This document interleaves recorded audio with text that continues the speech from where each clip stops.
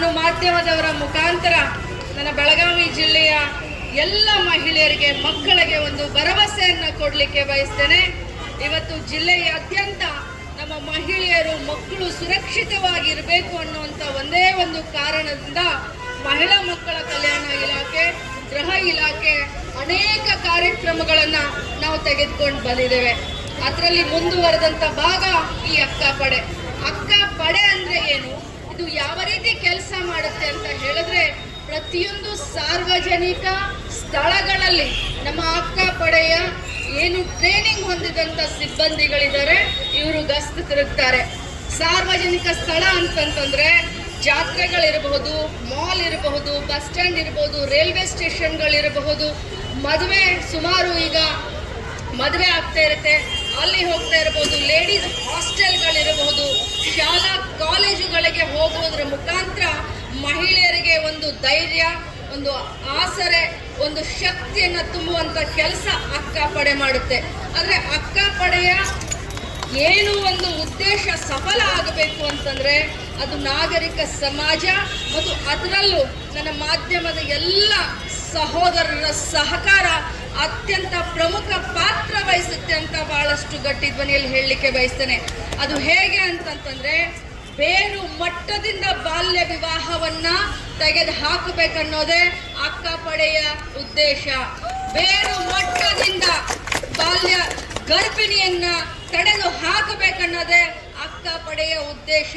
POCSO ಕೇಸ್ಗಳನ್ನ ಬೇರು ಮಟ್ಟದಲ್ಲಿ ತಡಿಬೇಕು ಅನ್ನೋದೇ ಅಕ್ಕ ಪಡೆಯ ಉದ್ದೇಶ.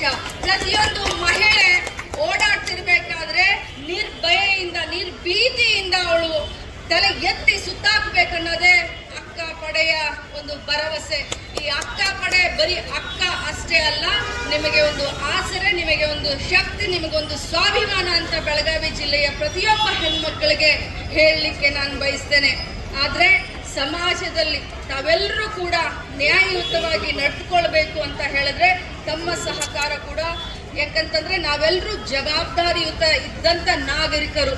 ನಮ್ಮ ಸಂಸ್ಕೃತಿಯನ್ನು ಉಳಿಸ್ಬೇಕು, ಹೆಣ್ಣು ಮಕ್ಕಳನ್ನ ಸುರಕ್ಷತೆಯಾಗಿ ಇಡಬೇಕು ಅನ್ನೋದಕ್ಕೆ ತಮ್ಮ ಸಹಕಾರ ಕೂಡ ಬಹಳಷ್ಟು ಅವಶ್ಯಕತೆ ಇದೆ ಅನ್ನುವಂಥ ಮಾತನ್ನ ಹೇಳ್ತಾ, ಈ ಅಕ್ಕ ಪಡೆಯನ್ನು ಯಾವ ರೀತಿ ಸಂಪರ್ಕ ಮಾಡಬೇಕು ಅಂತ ಹೇಳಿದ್ರೆ, ಸುಮಾರು 3 ರಿಂದ 4 ಹೆಲ್ಪ್ ಲೈನ್ಗಳನ್ನು ಕೊಡ್ತಾ ಇದ್ದೇವೆ. 181 ಹೆಲ್ಪ್ ಲೈನ್ ಇದೆ, ಚೈಲ್ಡ್ ಹೆಲ್ಪ್ ಲೈನ್ ಆದಂತ 1098 ಅಂದ್ರೆ 1098 ಇದೆ. ಅದರಲ್ಲೂ ನಮ್ಮ ಪೊಲೀಸ್ ಕಮಿಷನರ್ ಅವರು ಹೊಸದಾಗಿ ಈ ಒಂದು ಆಪ್ ಅನ್ನ ಕೂಡ ಮಾಡಿದ್ದಾರೆ. ಅದಕ್ಕೂ ಕೂಡ ಅಕ್ಕ ಆಪ್ ಅಂತ ನಾವು ಹೆಸರಿಟ್ಟಿದ್ದೇವೆ. ಅನೇಕ ಈ ರೀತಿಯ ಮಾಡರ್ನೈಸ್ ಟೆಕ್ನಾಲಜಿಯನ್ನ ಉಪಯೋಗ ಮಾಡಿಕೊಂಡು ನಾವೆಲ್ಲ ಹೆಲ್ಪ್ ಲೈನ್ಗಳನ್ನ ಡಿಸ್ಪ್ಲೇ ಮಾಡ್ತೀವಿ. ಪ್ರತಿಯೊಂದು ಸರ್ಕಲ್ನಲ್ಲಿ ಸ್ಕ್ರೀನ್ ಮೇಲೆ ಡಿಸ್ಪ್ಲೇ ಮಾಡ್ತೀವಿ. ಪ್ರತಿಯೊಂದು ಸಾರ್ವಜನಿಕ ಸ್ಥಳಗಳಲ್ಲಿ ಪೋಸ್ಟರ್ ಅಂಟಿಸೋದ್ರ ಮುಖಾಂತರ ನಾವು ಅದನ್ನ ಪ್ಲೇ ಮಾಡ್ತೀವಿ.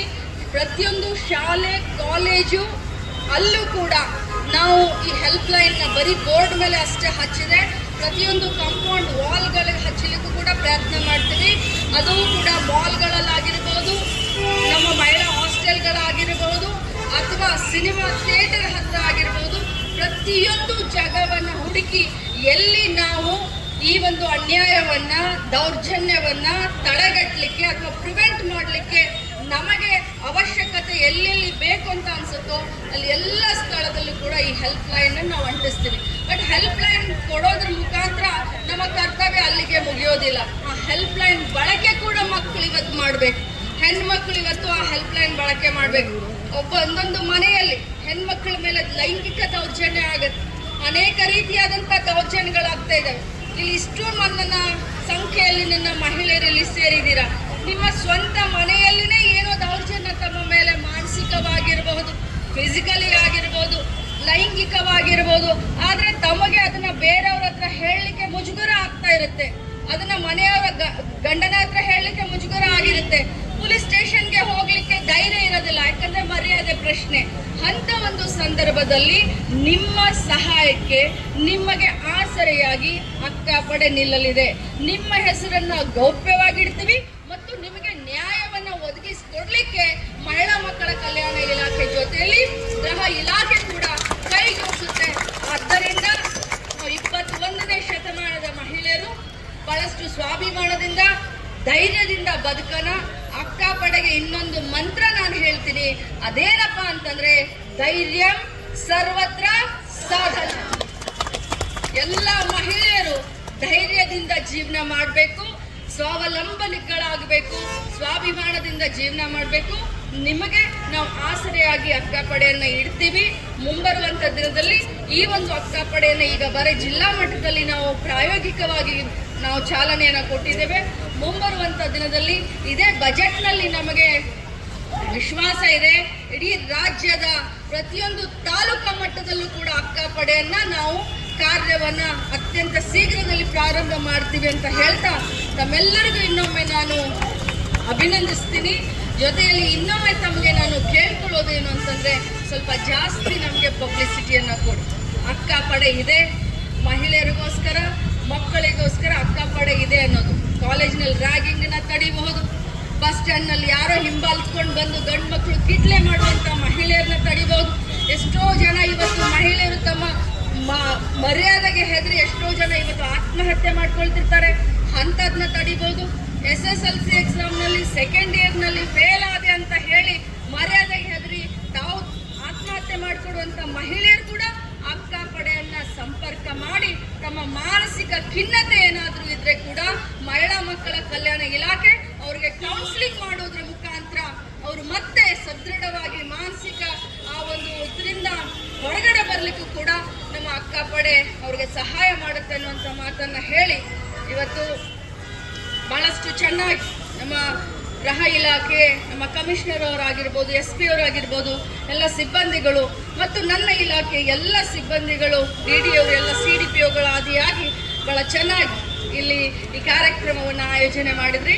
ಒಂದು ಮಾಧ್ಯಮದ ಎಲ್ಲ ನನ್ನ ಸಹೋದರರು ಕೂಡ ತಾವು ಕೂಡ ಬಹಳಷ್ಟು ಹೊತ್ತಿನಿಂದ ಬಿಸಿಲಿನಲ್ಲಿ ನಿಂತು ಇದನ್ನ ತೋರಿಸಿದ್ದಕ್ಕೆ ತಮ್ಮ ಧೈರ್ಯ, ತಮ್ಮ ಸಾಹಸ, ತಮ್ಮ ಉತ್ಸಾಹ ಇಡೀ ರಾಜ್ಯಕ್ಕೆ ಪ್ರೇರಣೆ ಆಗುತ್ತೆ ಅನ್ನೋದನ್ನ ನಾನಿಲ್ಲಿ ಬಹಳಷ್ಟು ಗಟ್ಟಿ ಧ್ವನಿಯಲ್ಲಿ ಹೇಳಲಿಕ್ಕೆ ಬಯಸ್ತೇನೆ.